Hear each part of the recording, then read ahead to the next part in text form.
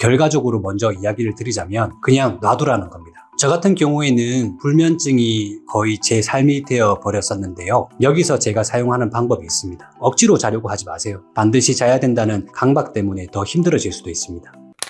안녕하세요. 리얼버프입니다. 오늘은 불면증을 가지고 와봤습니다. 직장인 불면증. 불면증을 어떻게 받아들여야 하나. 분명히 자려고 하면 잘 수 있는 시간이었는데 잠을 자지 못한다. 지금 시간에 누우면 적어도 아무리 잠이 안 와도 5시간은 잘 수 있다고 생각했는데 결국 잠이 들고 일어나면 3시간도 못 자고 피곤하다. 어제 못 자서 오늘은 너무 피곤하니까 오늘은 저녁에는 분명히 잠을 자겠지 했는데 또 멈추지 않는 생각들에 잠이 들 수가 없다. 직장인 불면증 이야기입니다. 오늘 이야기할 내용은 불면증을 어떻게 극복하는가라는 문제는 아니고 불면증을 어떻게 받아들여야 하는가라는 문제로 접근하려고 합니다. 끝내 못한 업무, 내가 한 일에 대한 오류나 문제점은 없었는지, 내일 일에 대한 두려움, 혹은 미래에 대한 두려움, 내가 지금 이렇게 살고 있는 것이 맞는 건지, 다양한 생각이 잡혀서 끝이 없이 물고 늘어집니다. 저 같은 경우에는 불면증이 거의 제 삶이 되어 버렸었는데요. 그 다음날 이제 지장을 주게 되면서 불면증을 해결하기 위해 많은 노력을 했었습니다. 약국에 파는 수면 보조제나 멜라토닌이라는 약도 먹어보고 처방을 받아서 불면증 약도 먹어봤습니다.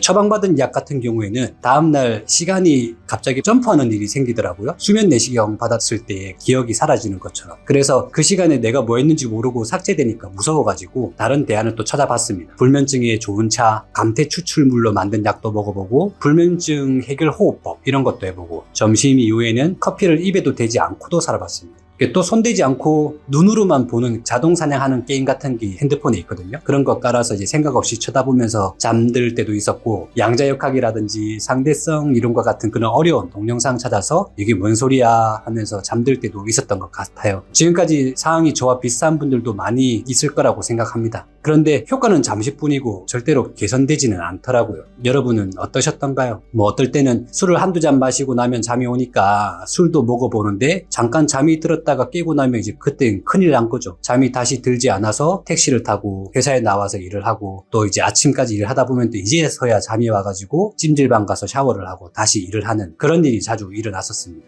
불면증과 관련해서는 올해 목표는 뭐였냐면 오늘 자고 내일 일어나자였는데 저는 또 결국 이루지 못했네요. 저와 같은 현상이 있으신 분들 있지 않으십니까? 어떻게 극복하고 계십니까? 불면증은 보통 과도한 스트레스로 오는 경우에 불안장애, 우울증, 신체적 질환이나 통증이 있는 경우 등이 있습니다. 불면증 치료는 이들의 원인을 해결하는 방법이 가장 좋다고 하고 있습니다. 저는 의학적인 부분에서는 다루기 어렵기 때문에 스트레스와 불안과 관련되어서는 제 경험을 이야기 드리려고 합니다. 제 관점에서는 불면증의 원인이 과도한 스트레스는 아닌 것 같고 또 우울증도 아니었던 것 같아요. 그냥 저녁에 휴대폰을 보면 생각 없이 시간이 훅 지나가고 휴대폰을 안 보면 상상의 나래가 시간을 다 잡아먹고 있었던 것 같습니다. 그래서 결과적으로 먼저 이야기를 드리자면 그냥 놔두라는 겁니다. 휴대폰을 끄고도 생각이 내 머리를 잠식해서 여러 생각을 한다면 그냥 그대로 놔둬버리는 거예요. 그런데 그런 생각들이 대부분 나를 괴롭히는 부정적인 생각까지 미치게 될 텐데 여기서 제가 사용하는 방법이 있습니다. 우선은 잠을 청하기 위해 눈을 감고 있어야 할 것이고요. 머릿속에 떠오른 부정적인 상황이나 문제들을 조금 더 구체적으로 바라보기 시작했습니다. 상대방의 감정이나 말이 아니라 그 사람의 입모양, 옷차림, 수염이라든지 눈썹, 머리부터 이제 발끝까지 하나하나 이제 연상해 보는 거예요. 그냥 단순히 의미 없이 그렇게 했습니다. 집중을 그 사람의 감정이나 현재의 내 상황, 내 감정에 대해 집중하지 말고 이왕 잠 안 오고 시간도 많으니까 이런 세부적인 것들에 집중해서 그냥 있는 그대로를 보는 겁니다. 왜 잠잘 때 양 1000마리 머릿속에 그리면 잠이 온다고 하잖아요. 양을 세아리면 너무 지루해서 결국 내 삶의 문제로 생각하게 되더라고요. 그러니까 내 삶의 문제를 생각하는 내 머리를 두고 그냥 조금만 개입을 해서 세부적인 것들을 보라는 겁니다. 여기서 중요한 건 절대 감정을 느낄 필요는 없다는 겁니다. 그냥 우주 속에서 시간이 흐르듯 내가 불편함을 느끼는 상황, 모습, 말들을 그냥 흘려보내세요. 불멍, 물멍 이런 느낌이라고 볼 수 있을 것 같습니다. 그래서 내 상상 속에 있는 상황이나 그들을 한번 생각해보고 현재 내가 누워있고 눈을 감고 있으니까 그 누워있는 모습과 비교를 해보세요. 그게 구분이 된다고 한다면 어느 정도 해소가 될 겁니다.